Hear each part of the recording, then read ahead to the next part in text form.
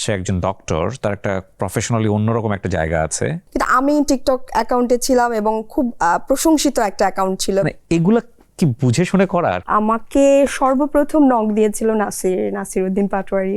How it is possible? যারা নারীকে sell করবে না। সে যদি বলে না আমি জাম্প ইনটু করবো রাজনীতিতে, আমি যে আমার মতো আরো কিছু মেয়েরা উঠে আসুক। আপনি খুব বোল্ডলি বলেন, যাই বলেন খুব বোল্ডলি বলেন, সোজা সাপটা বলেন, যেটা এটা পছন্দ হয়েছে, এটা পছন্দ হয়নি। সমাজে যখন একটা খারাপ ভাইরাস ছড়িয়ে পড়ে সেটা কিন্তু রাজার দরবার পর্যন্ত চলে যায়, যার কারণে এফেক্টেড হয়েছি। গতকালকে দেখেন, গত পরশু দেখেন, জাইমা রহমানকে নিয়ে আওয়ামী লীগ এত নোংরা একটা ছবি বানিয়েছে।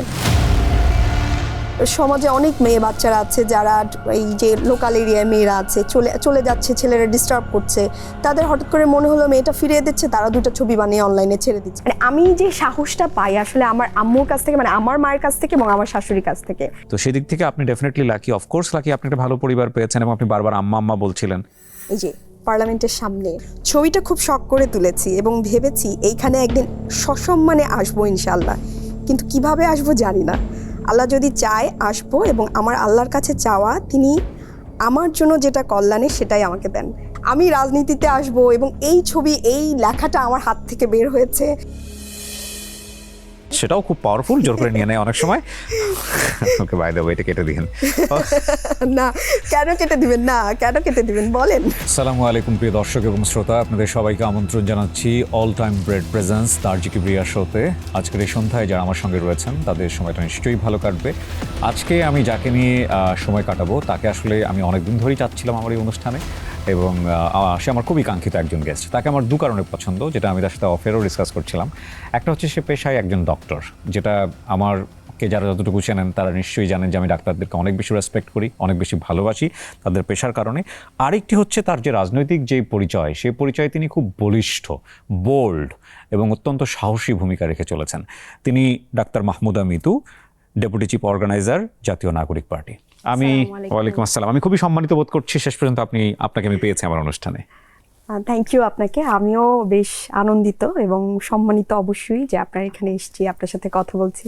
প্রতিদিনের ব্রেকফাস্টে আমি রাখি অল টাইম ব্রেড দিয়ে তৈরি হেলদি অ্যান্ড টেস্টি সব খাবার। All time bread, all time healthy life. যার রাজনীতির ওইভাবে কোনো ব্যাকগ্রাউন্ড নাই, সে একজন ডক্টর, তার একটা প্রফেশনালি অন্যরকম একটা জায়গা আছে। সে যদি বলে না আমি জাম্প ইনটু করবো রাজনীতিতে, তাও এরকম একটা নতুন দল, এবং যেখানে গিয়ে ধরেন আপনার খুব বোল্ড একটা ভূমিকা আপনি রেখেছেন ডেফিনেটলি। এইটা কিন্তু খুবই আমাকে অবাক করছে যে হাউ ইট ইজ পসিবল। এখন কথা হচ্ছে যে আপনাকে আমরা খুব বোল্ডলি দেখেছি ওই সময়টাতে এনসিপির সমস্ত কর্মকাণ্ডকে সমর্থন করতে। নট অনলি দ্যাট, আপনি জামাত ইসলামের পক্ষেও অনেক সময় সময়টাতে কথা বলেছেন। এইরকম রাজনীতির ব্যাকগ্রাউন্ড ছাড়া একটা মানুষ, এগুলা কি বুঝে শুনে করার আসলে? আপনার পয়েন্টটা কি? আমার কাছে মনে হয় আমি বুঝেই করেছি। কারণ হচ্ছে আমি তো সংগঠন, আমাকে অনেকে পরিচয়টা লেখে যে যুগ্ম মুখ্য সদস্য সচিব লেখে, যুগ্ম সদস্য সচিব লেখে, বাট আমার আসলে হচ্ছে যুগ্ম মুখ্য সংগঠক। আমি হাসনাত আবদুল্লাহ ডেপুটি, ওর টিমে দক্ষিণের ডেপুটি হিসেবে আছি। আমি আসলে সংগঠনটাকে হাতে দেখেছি, সংগঠনের লোকাল পর্যায়ে কীরকম, আমাদের কতটুকু ভোট আছে, কতটুকু আমরা সংগঠন দাঁড় করাতে পেরেছি, আমাদের সাংগঠনিক দুর্বলতা ছিল। সেখানে আমার মনে হয়েছে যে কোনো পার্টির সাথে অ্যালাইন না হলে আমাদের পার্লামেন্টে যাওয়া পসিবল না। তো এই চিন্তা থেকেই কিন্তু আমি অ্যালাইনমেন্টে ছিলাম। আর আমি জামাত ইসলামের বিষয়টা যে বিএনপির সাথে যাওয়ারও কথা ছিল, তখনও আমি বলেছি যে আমি নিজে বলেছি, তখন ওইভাবে দেওয়ার সুবিধা হয় না যে ওনাদের যে কর্মকাণ্ড বা যে চাঁদাবাজি বলেন, যে দুর্নীতি বলেন, ওইটার দায় আমি নিতে চাই না। তো সেইখান থেকে জামাত ইসলামের আরেকটা অপশন ছিল।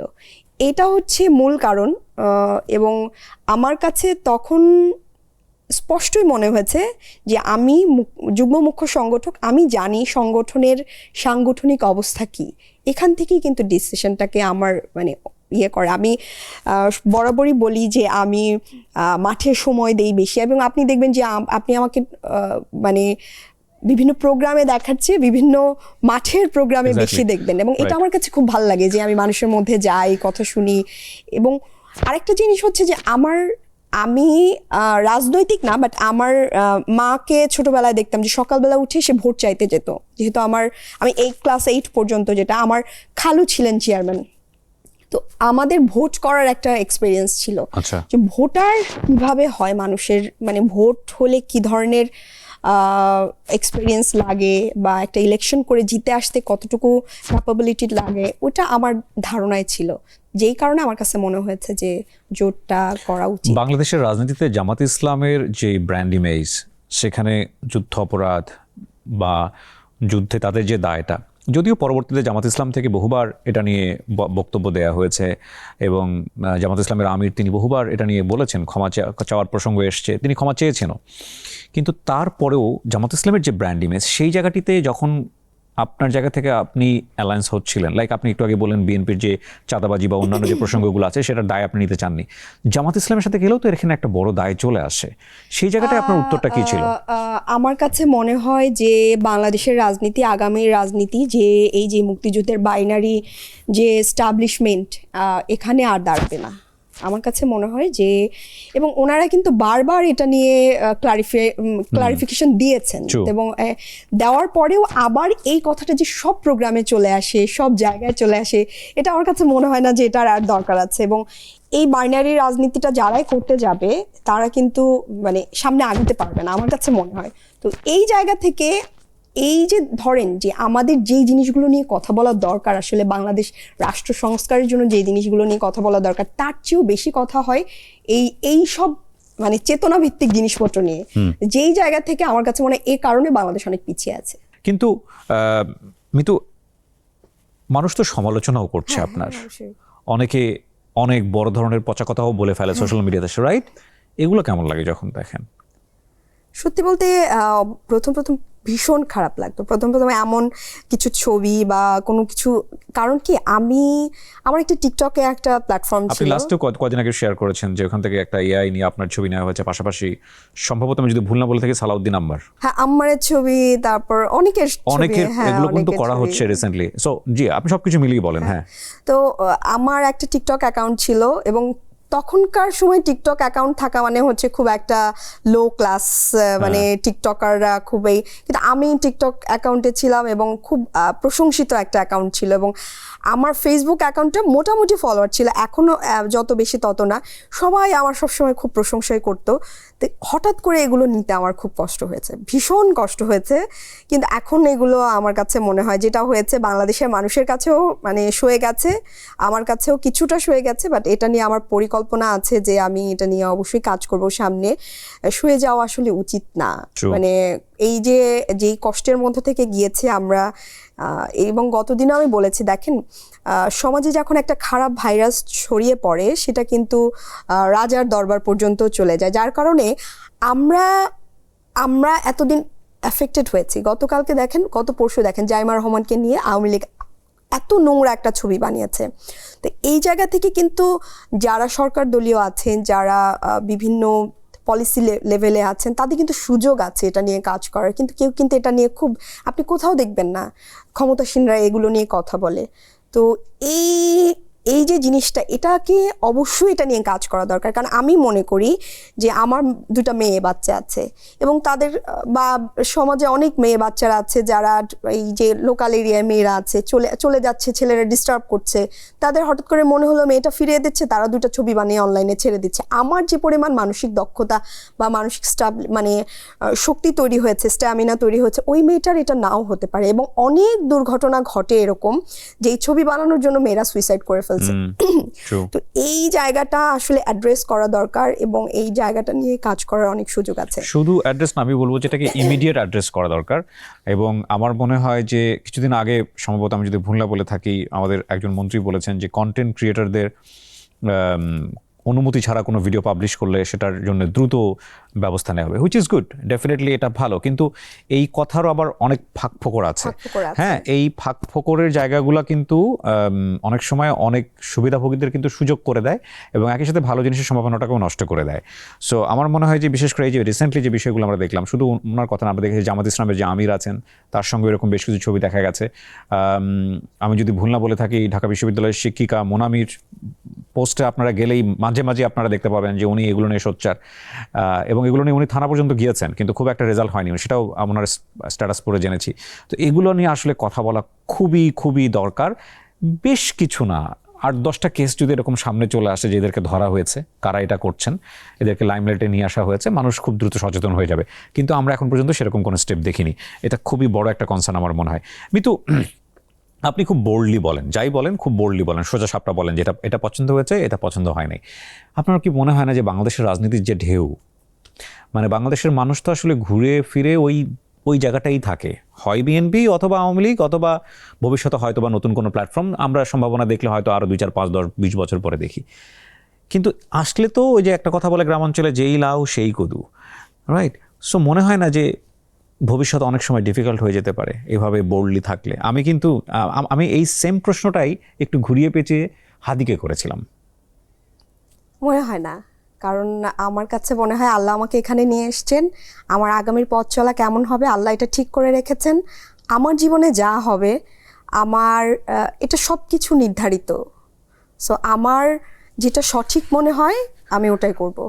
তো এটা এবং আমার মানে ধরেন এই যে আজকে আমি এখানে বসে আছি, এটা তো বসে থাকার কথা ছিল না। আজকে আমার বসে থাকার কথা ছিল অপারেশন থিয়েটারের কোনো একটা মানে ওয়েটিং রুমে। তো এটা আসলে আল্লাহর প্ল্যান। তো আল্লাহ প্রত্যেকটা মানুষকে এক একটা কাজের জন্য তৈরি করেন। তো আমাকে মনে হয় আল্লাহ এই জন্য তৈরি করেছেন, আমাকে দিয়ে হয়তো মানে আমি জানি না তিনি কিছু চাচ্ছেন কিনা, বা আমি কিন্তু আমার মনে হয় যে এরকম কিছু মানে চাচ্ছেন যে আমি এটা করি। আপনি মানসিকভাবে সংসদে যাওয়ার জন্য প্রস্তুত? আমরা তো শুনেছি, এখনো যদিও গেজেট হয়নি, হয়তো অনুষ্ঠান পাবলিশ হতে হয়ে যাবে ইনশাল্লাহ, যে এনসিপি থেকে আপনাকে সংরক্ষিত মহিলা আসনে। ওইটা আপনাকে ভালো প্রশ্ন করেছেন, মানসিকভাবে প্রস্তুত কিনা আমি এটা একটু বলি আপনাকে। এই লেখাটা হচ্ছে 8 আগস্ট 2024-এর। প্রোফাইল পিকচারটা আমি দেখাই, এই যে পার্লামেন্টের সামনে। ওকে, 8 আগস্ট 2024। আমি কিন্তু একদম সম্পূর্ণ ঘরোয়া একটা মেয়ে, ডাক্তার, এবং নিজের মতো কাজ করছি, কাউকে চিনি না, কোনো পলিটিক্যাল কাউকে ওইভাবে চিনি না, হাসনাত সার্জিস ওদেরকে কাউকে কখনো চিনি না। এখানে এই স্ট্যাটাসে আমি লিখেছিলাম যে ছবিটা খুব শখ করে তুলেছি এবং ভেবেছি এইখানে একদিন সসম্মানে আসবো ইনশাল্লাহ, কিন্তু কিভাবে আসবো জানি না। আল্লাহ যদি চায় আসবো, এবং আমার আল্লাহর কাছে চাওয়া তিনি আমার জন্য যেটা কল্যাণে সেটাই আমাকে দেন। এটা কিভাবে কি হলো আমি জানি না, এটা আল্লাহ জানেন। আমরাও মাঝে মাঝে এরকম গিয়ে লিখে আসবো। এটা একটা খুবই আমার কাছে মনে হয় যে একটা মিরাকেল, মানে আমি রাজনীতিতে আসবো এবং এই ছবি, এই লেখাটা আমার হাত থেকে বের হয়েছে। তবে মাঝে মাঝে আমার হাজবেন্ডকে বলতাম যে আমার দাদা, আমার দাদা খুব প্রশংসিত মানুষ ছিলেন, ওইটা আমার কাছে মাঝে মাঝে ইয়ে লাগতো যে এরকম চেয়ারম্যান হলে বা পলিটিক্যাল মানুষ হলে তাদের তো অনেক প্রশংসা থাকে, তাদের পরবর্তী প্রজন্মরাও প্রশংসা পায়। তো ওই জায়গা থেকে আমার মনে হয় একটা ইন্সপিরেশন ছিল। তো সবসময় আমার হাজবেন্ডকে বলতাম যে আমি একদিন ইলেকশন করব, কিন্তু কিভাবে করব জানি না। এটাও এই একই কথা যে কিভাবে করব জানি না। কনসার্ন কি থাকবে আপনার? আপনি যদি সংসদে যেতেই পারেন, আপনি আসলে কোন বিষয়গুলো নিয়ে কাজ করতে চান, কোন বিষয়গুলোকে ফোকাস করতে চান? দেখেন, আমি খুব নন পলিটিক্যাল ফ্যামিলি থেকে আসছি, যেটা একদম নন পলিটিক্যালি বোঝা যায়। আমার দাদা মারা গিয়েছে অনেক আগে, সে কিন্তু আমার ব্যাকআপে না, আমি নিজের ইচ্ছায় বা নিজের চেষ্টাই এসছি, যতটুকু আল্লাহর সহযোগিতা বা আল্লাহর লিখে রাখছেন, তারপরও নিজে হেঁটেছি। তো সেই জায়গা থেকে আমার কাছে মনে হয় যে আমাদের মতো অনেক মেয়েরা আছে যাদের আসলে কাজ করার সুযোগ আছে, দেশের জন্য কাজ করার সুযোগ তারা চায়। তো এই যে আমার জার্নিটা এরকম, আমি যে আমার মতো আরো কিছু মেয়েরা উঠে আসুক যারা নারীকে সেল করবে না। নারী কিন্তু যারা নারী ইস্যু নিয়ে কাজ করে, আমি জানি না এই কথাটা কোট আনকোট এটা নারী কিন্তু একটা সেলের বিষয় হয়ে যায়। এনজিও বলেন বা যে জায়গায় বলেন, তারা বিভিন্ন সময়, অনেক সময় তারা হেল্প করে বা ইয়ে করে, বাট নারী ইস্যুটাকে কেন্দ্র করে নারীকে সেল করে। এই জায়গা থেকে কিছু মেয়েদের উঠে আসা উচিত যারা নারীকে সেল করবে না, নারী ইস্যুটাকে সেল করবে না, সত্যিকারের নারীদের জন্য কাজ করবে, নারী অধিকার নিয়ে কাজ করবে, এবং যারা আসলে প্রান্তিক নারীদের নিয়ে কাজ করবেন। প্রতিদিনের ব্রেকফাস্টে আমি রাখি অল টাইম ব্রেড দিয়ে তৈরি হেলদি অ্যান্ড টেস্টি সব খাবার। All time bread, all time healthy life.